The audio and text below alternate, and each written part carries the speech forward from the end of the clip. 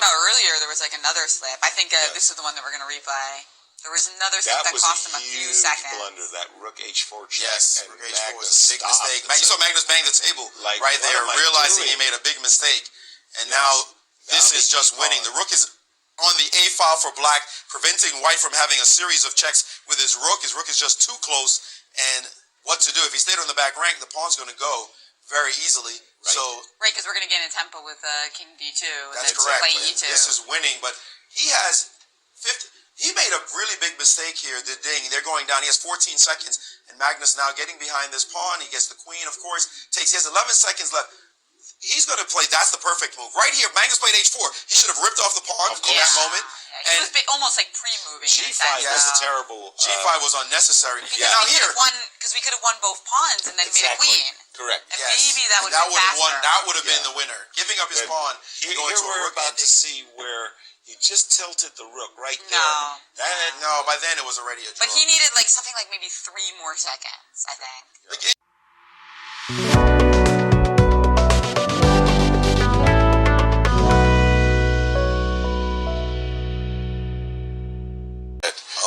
But likely discovered the line that you just showed, that it wasn't sufficient for advantage, and we're primed and ready to begin the next game. And here we have it. The game has begun, and we have a bishop f4. A close setup here by Magnus. We haven't seen this opening yet in the match. No, they're exploring a lot of different openings and defenses. Magnus said it yesterday. He's going to mix it up. And he told us he was going to mix it up, and now he has. We're seeing lots of new positions. What do you think Sasha Grishuk and Hikaru have actually been championing the system for the white side. Sasha was the first before Hikaru began to see some things that he liked about it. From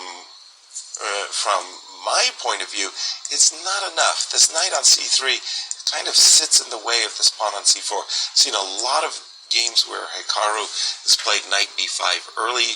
Okay, there you have it. The knight gets out of the way so that the pawn, the c2 pawn, can reinforce. But that's why these lines aren't popular, Yaz, right? Because usually when you play d4 openings, you want to play for c4. So putting the knight on c3 usually loses time. Yes, and you're looking for those tactics with Is this an exchange, Carol Khan? Yes, it is. I was about to say, I feel very, very at home here as black. Carlsbad structure with a minority attack on the queen side. Which Liren is quickly hopping to. And he's just played b4.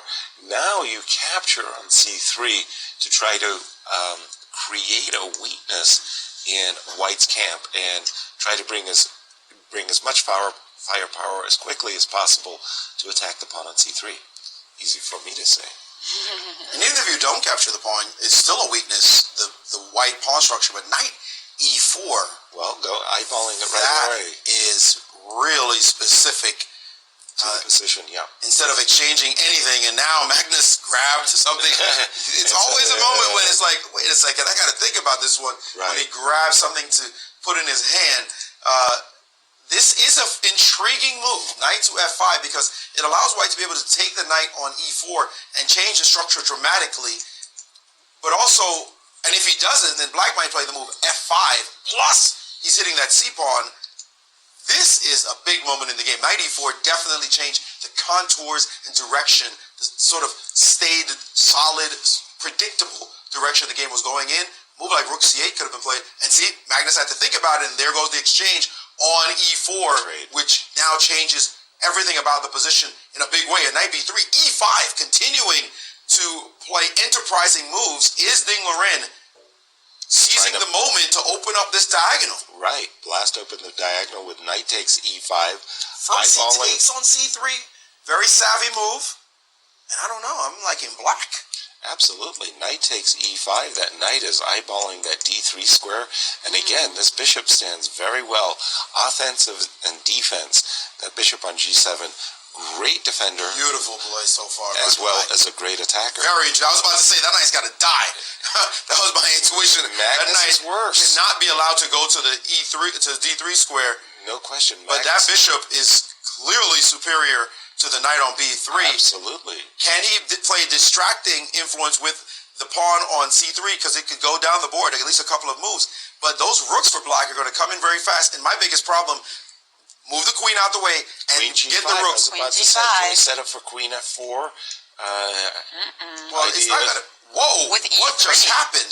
He just played E3. And now Queen G3. In a split second, he played E3. Queen takes wasn't possible because Bishop of Bishop F4, but now he wants to go Queen G3. Yeah, that's his But it's not idea. mate. I know. It's never mate. It's headhunting. It was just an intuitive But he's sacrifice starting with because rook he- A8. because Magnus has rook F3. He always has rook F3. But what was Queen G3? Rook Queen F3. Yeah, Queen H2 check. King up. Yeah, I wanted to put the queen into the black. But white he's still king playing side. bishop to C7 to play that same idea, yeah. He's playing for compensation right Play now. Queen 'Cause E5. The attack Yeah. did not work directly, and Magnus knew he could defend, and he has done so. But now Queen E5 is on the board. That's right, he wants Again, to pile up on that E-pawn. it's really about the weakness. It's not about the mate. The mate's not really possible. Queen D3 has been played, and he's going to guard his He's pawn. ignoring this Queen H2 Rook check. E8. Yeah, but he always has it in waiting, Rook E8. And King F2 now. anticipating a Queen H2 World check. champions. King is going for a little bit of a march. It's not quite a march. It's just I don't think. hold on. Yes, I think you're more impressed by the attack than I am. I think that black is really holding white in place now because he's down a pawn. What are your next? Do we want to put him F5, take a F4. pawn on F5, the- F4? F5, F4. And what Let's about- get going. Okay, He he's plays just playing Queen Queen G5. G5. He has not played F5, F4. Queen G5. F5 is its own concessions too, by the way, because you do weaken your king a bit as well. But I think that He can also play for H5, H4. now that I like. The rook on F1 was So we not can stick a bishop participating. on G3. I'm not sure I understand the move Queen G5, frankly. I like H5 as an idea, just in general. Just put it on H4. You always have that square. You always have there bishop is- G3 check, but which can be now- quite annoying. But now But white there's wants to get counterplay with rook B7, that's true. the idea of rook B7. So Queen he H4 played check. Queen H4 check. That's King's different. gone back to F1. What is the point of Queen H4? I think Ding is wobbling Lean here back a to bit. G5, and that didn't change anything. And now Rook B5. The last With two the moves by tempo. black. H5. He could also play Rook B5. So Was he trying to take on? He was trying to take on E3 maybe, and then get a draw by Perpet. But this Rook B5 move, Well, just a direct attack on the queen. exactly. But I think maybe he was thinking just King F2, Queen H4, and he would have agreed to a draw because he is down on time here. And behind the But- pawn, he has sacrificed a pawn.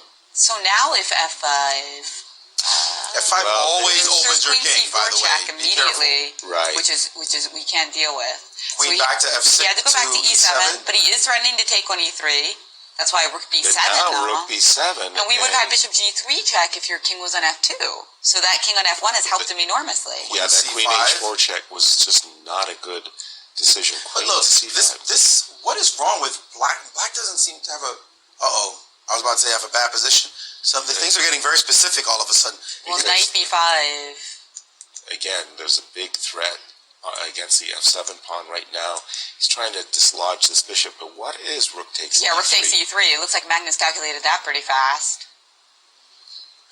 And we are being told that Bishop F4 is possible, and But he just Ding didn't play it. He played rook he back to missed this E7. incredible shot that Bishop F4, if because of takes on F4, rook E1 would have been mate.